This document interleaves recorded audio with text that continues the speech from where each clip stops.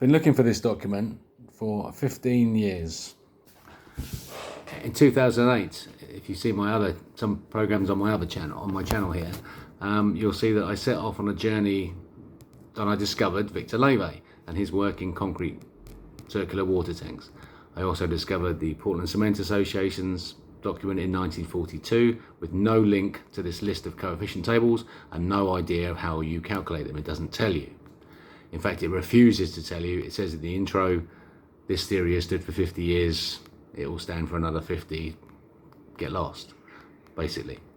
And then it says, and you're expected to analyze all the information in this document as an engineer so you can view its constancy. So you can't have both.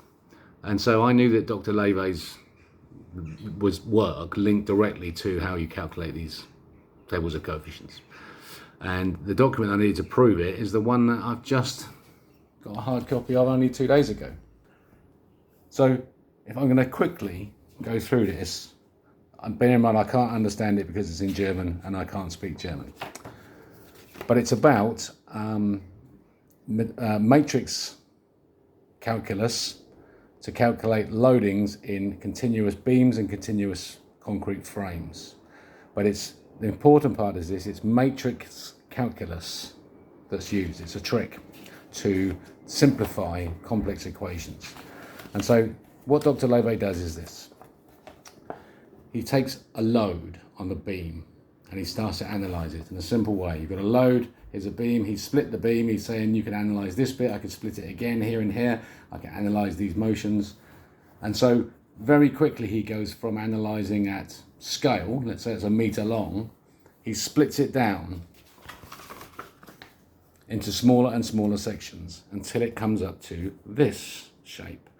And what he's saying is that if you try to analyze load at the nth degree, this is the shape that load would take if it was in matter. And so you can see it's like a droplet about to fall, creating bending and tension, that would be the moment of failure of that point in the load. But it's not just the failure of the beam here, he's talking about the failure in the atom, actually at the very nth degree of the center of the bending of the beam. And it looks like this.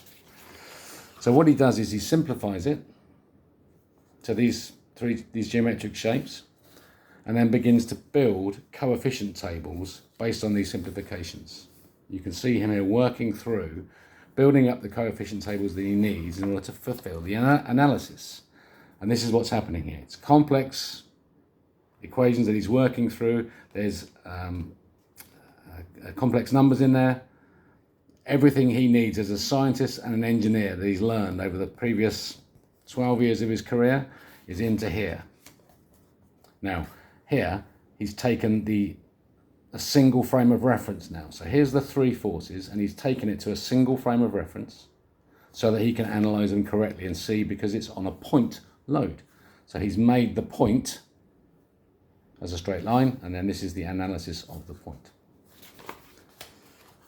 Okay, so he comes to, here he is, he's just building up the coefficient tables, can you see? There's zero, or there's action happening through the center of time he's now analyzing. This is where he just goes back to basics to show he's going to build up to the next important bending moments. Again, this is him building up to the bending moments. Here they are in some complexity. And you can see that what you end up with is 2 rotations of that falling bubble that we saw earlier. And that is the analysis that he's done from his approach to use the matrix calculus. Now he ends up somewhere really nice at the end here. There's his finished coefficient for K values, that's beautiful. So what he's now going to do is he reads off for loads, and he can then use them to insert them into simpler equations to work out what the answers are. And then this is the answer. And it's his showing you've got maximum moments in a wave at the point of failure. You've then got the motion is torque. There is a torque on here, an inertial force, and that changes the shape of the wave so that the loads appear like this. Then he says balance is restored, but using the clockwise rotation. Here, there is a clockwise vector has been applied to that torque. So when it returns next to its next phase of wave, there's an anti-clockwise torque on that face of the wave, and that creates an imbalance, and through those 5 stages. Okay, that's Lewe's work. And at the end, rather coincidentally, he finishes with the build up to the final solutions of what he's done, and then for the general case, he's got tables of coefficients. Yeah, tables of coefficients, very similar layout to the PCA document, you'll notice. And then if you go back to my other video that I've just done to try to show you why this is quantum, here's the diagrams that Lewe produced from all that work, produced that little diagram that I showed you. So I've just split it out, and I'm saying that you can look, what that is the cross section of the wave across here, and showing the loadings. So at the troughs, you've got loadings. And so I've just made it into the circle of a wave. It's like the center of a whirlpool of all the forces are coming out from all angles, and it's coming in a wave formation, as he's proven through his analysis. And that it just goes through then, once he's applied this process, the wave occurs. This is the change that happens to the wave. It tries to take this shape. It's unstable. It achieves stability, but the price is it carries a clockwise vector. The next phase of the wave moving from its transition from trough at center to peak at center is it carries an anti-clockwise vector, which has a force. And the resultant of that is that, in fact, stability looks like this, where time cannot be frozen.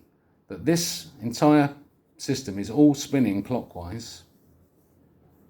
The system is spinning clockwise because the resultant is that clockwise vector from previous, but that the center, the very center of the 0 point energy of the atom is rotating as a peak and as a trough within the diameter, which should be 1 pi. But because it's in motion, it's 2 pi.